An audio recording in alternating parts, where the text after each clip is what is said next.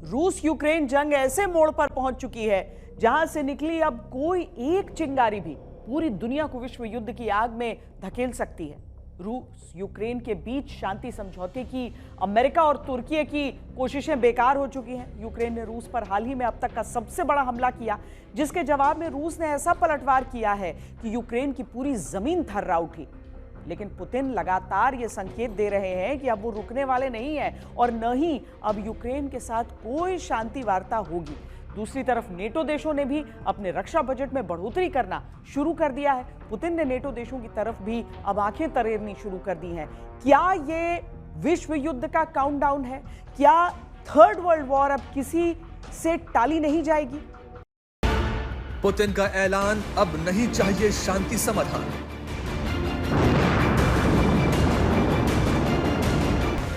Putin का फैसला, जंग को अंजाम तक ले जाने से पहले नहीं रुकेंगे। पुतिन को नहीं परवाह थर्ड वर्ल्ड वॉर छिड़े या हो जाए एटमी जंग।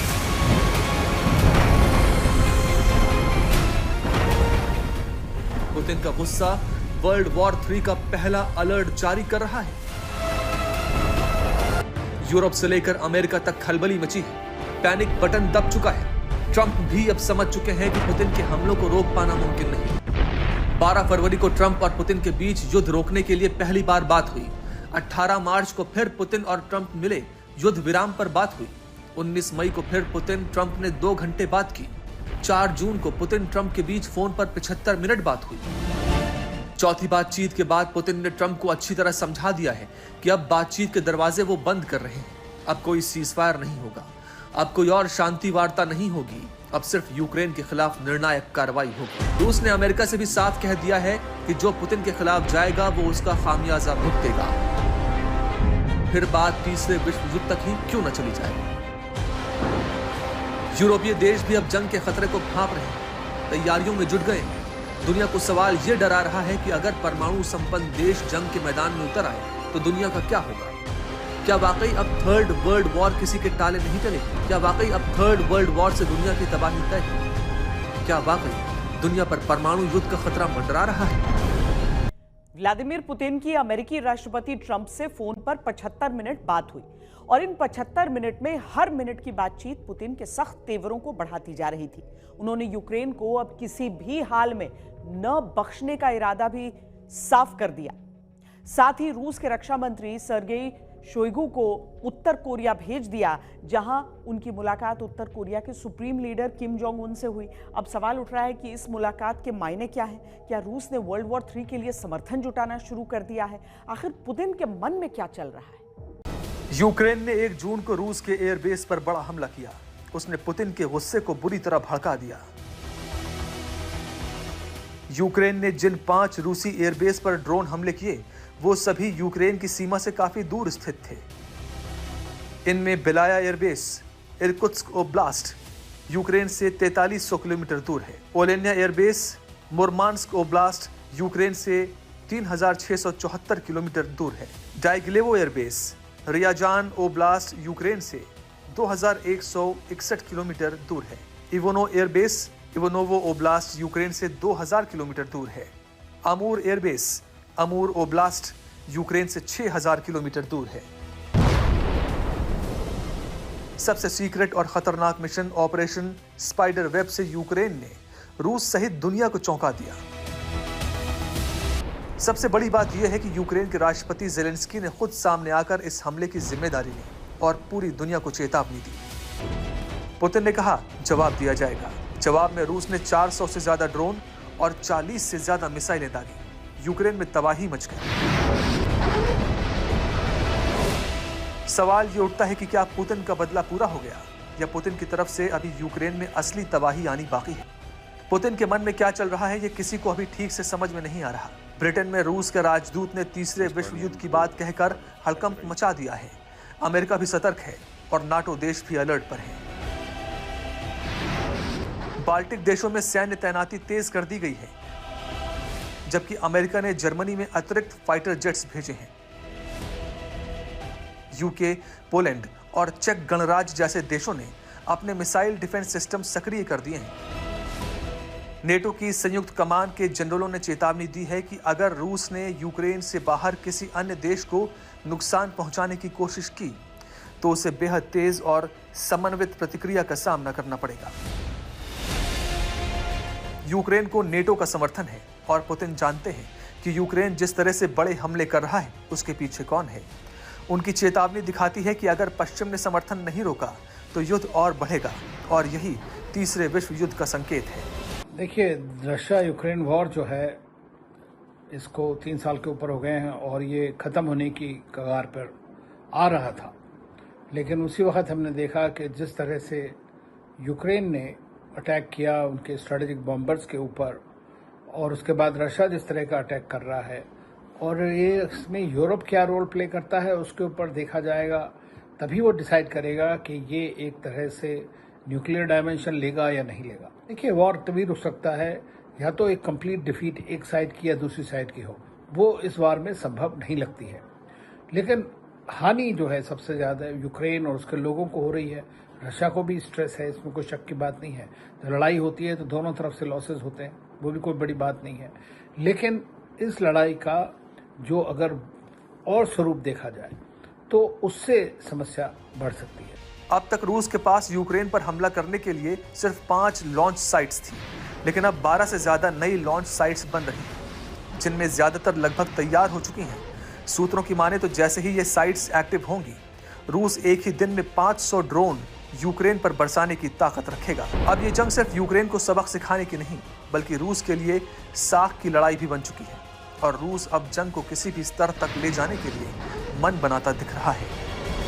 ट्रंप लगातार रूस और यूक्रेन के बीच मध्यस्थता की कोशिशें करते रहे, लेकिन वो सब नाकामयाब साबित हुई। अब हालात ये बन चुके हैं कि रूस के निशाने पर यूक्रेन भी है, यूक्रेन के मददगार नेटो देश भी हैं और अमेरिका भी एक तरह से है।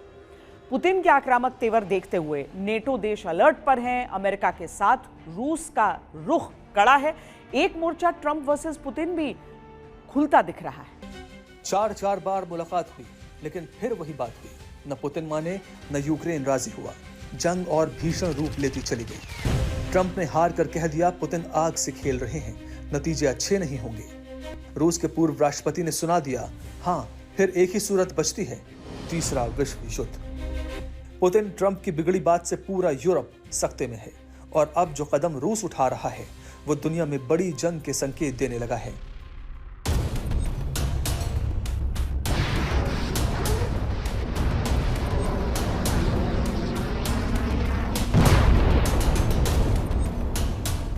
पुतिन ने 75 मिनट की बातचीत में ट्रंप को समझा दिया कि अब संघर्ष महाभीषण होगा और दूसरी तरफ रूस के रक्षा मंत्री उत्तरी कोरिया के शासक किम जोंग से मुलाकात कर रहे हैं।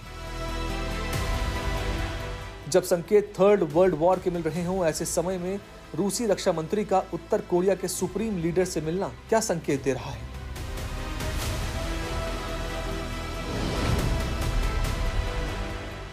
क्या रूस यूक्रेन युद्ध में अब किम जोंग की एंट्री होने जा रही है?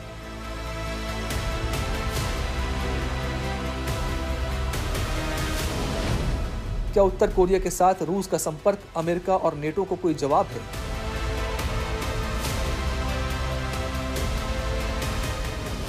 क्या परमाणु संपन्न उत्तर कोरिया के साथ मिलकर रूस कोई बड़े हमले की तैयारी कर रहा है?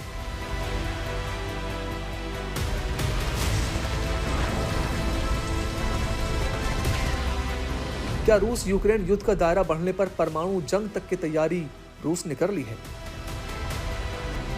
क्या नेटो की तरफ से बढ़ते दबाव का जवाब पुतिन न्यूक्लियर मिसाइल से देंगे?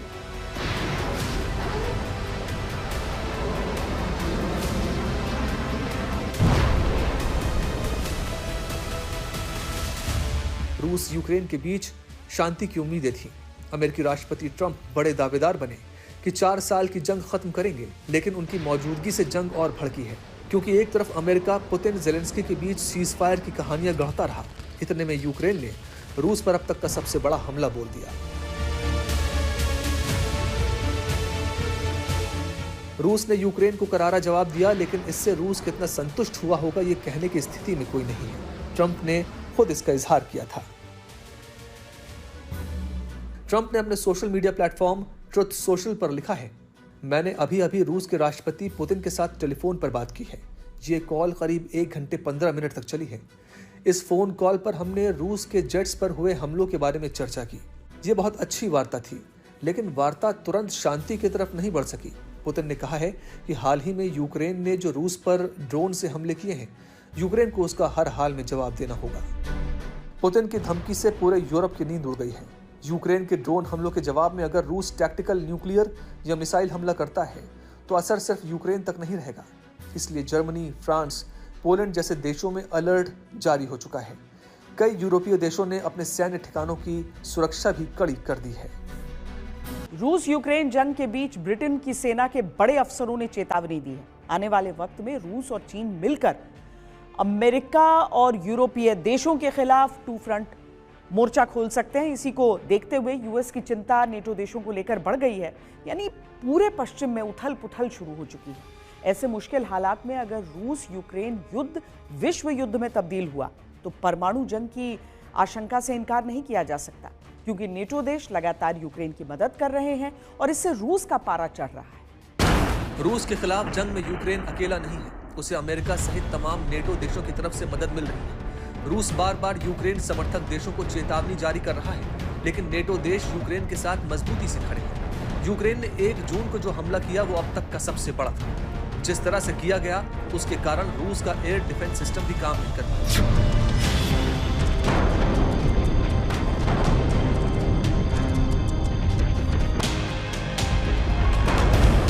रूस इस हमले का जवाब दे चुका है, लेकिन अभी भी उसे सहन नहीं कर पा रहा है। इस जंग का कुरुक्षेत्र अब दुनिया का वो हिस्सा बनता चला जा रहा है जहां सबसे अधिक परमाणु बमों का जखीरा है। अकेले रूस के पास ही 4380 परमाणु बम हैं। रूस यूक्रेन के अलावा भी जंग के आसार बन रहे हैं। ब्रिटेन के सेना के बड़े अफसर खुलकर कह रहे हैं कि रूस और चीन से 2 तरफ से एक साथ युद्ध छिड़ सकता है। ब्रिटिश सेना के पूर्व प्रमुख जनरल पैट्रिक सैंडर्स ने बताया कि रक्षा मंत्रालय ने ऐसे 2 फ्रंट युद्ध से निपटने की पूरी योजना बना रखी है। पैट्रिक सैंडर्स का कहना है कि अगले 2 सालों में चीन ताइवान पर हमला कर सकता है, जिससे अमेरिका की फौजें इंडो पैसिफिक में फंसी रहेंगी। तब रूस बाल्टिक देशों या उत्तरी क्षेत्र में नेटो के खिलाफ हमला कर सकता है। ऐसे में दुनिया 2 बड़ी महाशक्तियों के बीच एक साथ जंग में फंस सकती है। यह स्थिति बहुत खतरनाक है और पुतिन को इसका बड़ा फायदा होगा। पैट्रिक सैंडर्स का मानना है कि रूस परमाणु हथियारों के प्रभाव में छोटे छोटे इलाकों पर कब्जा जमाएगा और नेटो को चुनौती देगा। अगर नेटो ने इसका जवाब नहीं दिया तो इसका मतलब इस वैश्विक सुरक्षा गठबंधन का अंत हो सकता है, और अगर जवाब दिया तो जंग कहां तक जाएगी इसका कोई अंदाजा भी नहीं लगा सकता। यूक्रेन और रूस युद्ध रोज धीरे धीरे और घातक होता जा रहा है। दूसरी तरफ अमेरिका नेटो से अपने रक्षा खर्च को जीडीपी का 5% तक बढ़ाने को कह रहा है, लेकिन कई देश इस मांग को लेकर हिचक रहे हैं। ब्रिटेन ने भी रक्षा खर्च बढ़ाने का वादा करने से इनकार किया है। इससे दुनिया के सबसे बड़े सैन्य गठबंधनों की तैयारी कमजोर पड़ रही है। चीन पहले से ज्यादा आक्रामक रुख में दिखाई दे रहा है। भारत पाकिस्तान के युद्ध में चीन पाकिस्तान का लगातार साथ दे रहा है। दूसरी तरफ अमेरिका से ट्रेड वॉर का खेल चल रहा है। राष्ट्रपति शी जिनपिंग अपने करियर और उम्र दोनों में ढलान की ओर है। ऐसे में उनके लिए एक काम आज भी अधूरा है जिसको माओ भी नहीं कर पाए थे, ताइवान पर कब्जा। विशेषज्ञों का मानना है कि राष्ट्रपति शी जिनपिंग 2027 तक ताइवान पर हमला करने की तैयारी में है, लेकिन उसके इस ख्वाब के बीच क्वाड खड़ा है और यही अमेरिका के लिए पाकिस्तान से ज्यादा जरूरी हो जाता है भारत। अगर इस क्षेत्र तक लड़ाई पहुंचेगी तो भारत पर भी इसका सीधा असर पड़ेगा, क्योंकि भारत क्वाड का अहम हिस्सा है। वहीं जर्मनी के रक्षा प्रमुख ने चेतावनी दी है कि रूस अगले 4 सालों में नेटो पर हमला कर सकता है, क्योंकि उसके पास भारी मात्रा में टैंक और गोला बारूद जमा हो चुका है। ये सारे संकेत मिलकर दुनिया को एक ऐसे संकट की ओर ले जा रहे हैं जहां बड़े देशों के बीच असहमति और टकराव बढ़ रहा है।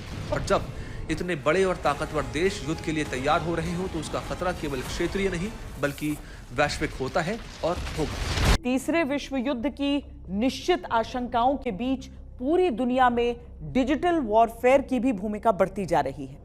ये आज के तकनीकी दौर में युद्ध का वो जरिया है जिसमें बिना सीधे अटैक किए या खून बहाए जंग की हार जीत की पटकथा लिखी जा सकती है। रूस यूक्रेन जंग में इसकी ताकत महसूस की जा सकती है। क्या तीसरे विश्व युद्ध का सबसे घातक हथियार होगा डिजिटल वॉरफेयर? क्यों बढ़ रहा है दुनिया में डिजिटल वॉरफेयर का खतरा?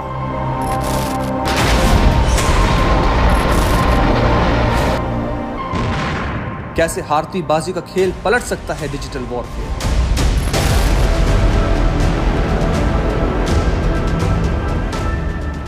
टेक्नोलॉजी के दौर में डिजिटल वॉरफेयर या साइबर अटैक युद्ध रणनीति का एक अहम पहलू है, जिसका सबसे बड़ा उदाहरण है भारत में हुआ पहलगाम हमला। पहलगाम आतंकी हमले के बाद भारत पर 10 लाख से ज्यादा साइबर हमले हुए। इनमें से कई हमले रक्षा, संचार, शिक्षा और टेलीकॉम सेक्टर को निशाना बनाकर किए गए। पाकिस्तान, बांग्लादेश, मोरक्को और मिडिल ईस्ट के एपीटी ग्रुप्स इन हमलों के पीछे बताए गए। 22 अप्रैल के हमले के बाद से साइबर हमलों में जबरदस्त बढ़ोतरी हुई। डिजिटल वॉरफेयर का एक और रूप दुनिया ने फरवरी 2022 में देखा।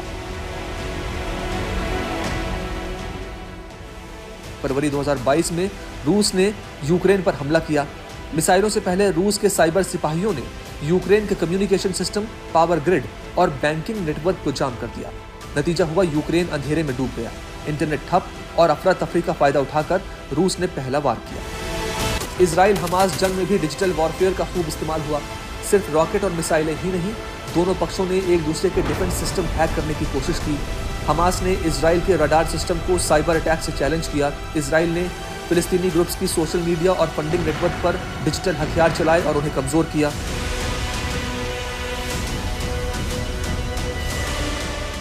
साल 2021 में इजराइल ने हमास के रॉकेट ठिकानों और संचार नेटवर्क पर साइबर हमला किया। इसमें एआई और सिग्नल इंटेलिजेंस का इस्तेमाल हुआ। साल 2024 में इजराइल ने हिजबुल्लाह पर ऑपरेशन पेजर चलाया। पेजर जैसे उपकरणों में बम लगाकर हिजबुल्लाह के नेटवर्क में सेंध लगाई गई। ये डिवाइस लेबनान में उनके लोगों को दिए गए और रिमोट से उड़ाए गए। हिजबुल्लाह को बड़ा नुकसान हुआ।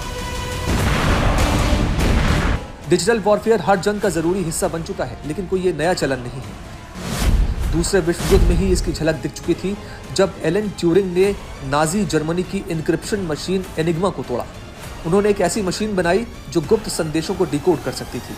इससे लाखों जानें बची और जंग की दिशा बदल गई। यह डिजिटल वॉरफेयर का शुरुआती रूप था। इसी तरह पहले विश्व युद्ध के दौरान रेडियो कम्युनिकेशन इंटरसेप्ट करना दुश्मन की रीढ़ तोड़ने जैसा काम था। आज डिजिटल वॉरफेयर सिर्फ हैकिंग तक सीमित नहीं, यह युद्ध की दिशा बदल सकता है। कोई देश जब दुश्मन के satellite, defence network, banking system या बिजली व्यवस्था पर हमला करता है तो वो दुश्मन को 2 कदम पीछे ढकेल सकता है। अब युद्ध केवल टैंकों और लड़ाकू विमानों तक सीमित नहीं रह गया। ट्रांजिस्टर ने इस पूरे खेल को हमेशा के लिए बदल दिया है। सिर्फ इंफ्रास्ट्रक्चर ही नहीं, डिजिटल वॉरफेयर आज लोगों के दिमाग पर भी हमला करने के लिए उपयोग में लाया जा रहा है। फेक न्यूज, सोशल मीडिया के जरिए अफवाहें, भ्रम और मनोवैज्ञानिक दबाव बनाकर युद्ध का नैरेटिव तक पलट दिया जाता है, जैसे कि चीन और तुर्की ने भारत पाकिस्तान संघर्ष के दौरान किया। भारत पर हमलों और नुकसानों की झूठी तस्वीरें और खबरें प्रसारित की, जिससे देश में भ्रम की स्थिति बनी। तीसरे विश्व युद्ध की दस्तक के बीच सवाल यह है कि जंग का सबसे महत्वपूर्ण हिस्सा कहाँ लड़ा जाएगा, सीमा पर या सर्वर रूम पर। और सवाल यह भी है कि यह सीमा से शुरू होकर सर्वर रूम तक जाएगा या इसका उल्टा होगा। इसका जवाब है दोनों। अमेरिका की अपनी वैश्विक राजनीति है, जिसका केंद्र वो हमेशा खुद को ही रखना चाहता है, और इसी चाहत में उसने नेटो का दायरा इतना बढ़ाया कि वो रूस की सीमाओं तक पहुंच गया। दूसरी तरफ रूस शीत युद्ध के बाद से सब कुछ शांति से देख रहा था, लेकिन अब उसने तय कर लिया कि बस बहुत हुआ। इन महाशक्तियों के रसूख की लड़ाई में छोटे छोटे देशों की सरहदें अशांत हो रही। एक तरफ रूस अमेरिका का टकराव है, तो चीन भी वर्चस्व की लड़ाई का दायरा बढ़ाता जा रहा है, जिसके चलते दक्षिण एशिया में भी शांति भंग होने की पूरी आशंका है। इन महाशक्तियों के चक्कर में दुनिया जंग का मैदान जैसे बन चुकी है। फरवरी 2022 में शुरू हुआ रूस यूक्रेन युद्ध अब सिर्फ एक सीमित युद्ध नहीं रहा, ये एक वैश्विक आर्थिक और राजनीतिक संकट बन चुका है। अमेरिका और नेटो की मदद से यूक्रेन खड़ा है, जबकि रूस अपनी ताकत और पुराने सोवियत रसूख की वापसी चाहता है। लेकिन इसकी सबसे बड़ी कीमत चुकाई है अर्थव्यवस्था ने। तेल, गैस और अनाज, हर चीज की कीमतों में और वृद्धि हो रही है। भारत, यूरोप, अफ्रीका, लगभग दुनिया का हर देश इसके प्रभाव में दिखने भी लगा है। फरवरी 2022 में रूस यूक्रेन जंग शुरू होते ही दुनिया पर सीधा असर पड़ा। तेल की कीमतें तेजी से बढ़ीं। ब्रेंट क्रूड कुछ हफ्तों में $78 से $130 प्रति बैरल के पार पहुंच गया। गेहूं के दाम में करीब 60% की उछाल आई, क्योंकि रूस यूक्रेन मिलकर 30% निर्यात करते हैं। वहीं निकल, एल्यूमीनियम और पैलेडियम जैसे धातुओं की कीमतें भी तेजी से चढ़ी, जिससे फैक्ट्रियों की सप्लाई चेन गड़बड़ा गई। महाशक्तियों के इस खेल में दूसरा खिलाड़ी है चीन। ताइवान पर अपनी दावेदारी और दक्षिण चीन सागर में विस्तारवाद की मंशा लिए हुए चीन। भारत के खिलाफ पाकिस्तान की मदद करता चीन। चीन दुनिया को एक नए तनाव की ओर धकेल रहा है। क्या ये नया शीत युद्ध शुरू हो रहा है? ऐसा लगता है, क्योंकि अमेरिका और उसके साथी देश इस वक्त इंडो पैसिफिक इलाके में चीन को चारों ओर से घेरने में जुटे हैं। क्वाड और ऑक्स जैसे समूह साफ तौर पर चीन की बढ़ती ताकत और उसकी विस्तारवादी नीतियों को ध्यान में रखकर बनाए गए हैं। लेकिन इन सब के बीच सबसे दिलचस्प बात यह है कि सबसे ज्यादा टकराव खुद अमेरिका के अपने हितों का है। रूस को काबू में रखने के लिए वो कभी पाकिस्तान का साथ देता है, जो भारत के खिलाफ खड़ा रहता है, और अब चीन को रोकने के लिए उसे उसी भारत की जरूरत पड़ रही है। अमेरिका की रणनीति मौके के हिसाब से बदलती रहती है, और शायद यही बात नए शीत युद्ध की असली पहचान है, जो दुनिया को महाशक्तियों के इस खेल में और उलझा देगी। युद्ध ने यूरोप को अपनी सैन्य ताकत बढ़ाने पर मजबूर किया, लेकिन वो अभी अमेरिका से अलग होकर पूरी तरह रणनीतिक रूप से स्वतंत्र नहीं हो सका। रूस से दूरी बढ़ी है और रूस अब चीन के करीब है, क्योंकि दोनों अमेरिका के असर को घटाना चाहते हैं। चीन ने रूस की नाकामी से सीखा कि अमेरिका को सीधे टक्कर देना आसान नहीं, इसलिए वो अब अमेरिका के गठबंधनों को कमजोर करने में लगा है। एक मोर्चा खुला है इजराइल और हमास के बीच, एक मोर्चा खुला है इजराइल और यमन लेबनान के गुटों के बीच, एक मोर्चा खुला है इजराइल और ईरान के बीच, एक भारत पाकिस्तान के बीच, आर्मेनिया अजरबैजान के बीच भी हालात ठीक नहीं। टेक्नोलॉजी, ट्रेड और टेरिटरी, इन तीन चीजों को लेकर बड़ी महाशक्तियों के बीच जोरदार टक्कर चल रही है, और जब ऐसी ताकतें टकराती हैं तो दुनिया में हलचल मच जाती है। इसका असर कई भाग में देखने को मिलता है, जैसे ईरान और इजराइल के बीच तनातनी, ताइवान पर हमले का खतरा, अफ्रीका में चीन और अमेरिका की रस्साकशी, और हर तरफ बढ़ती साइबर जंग।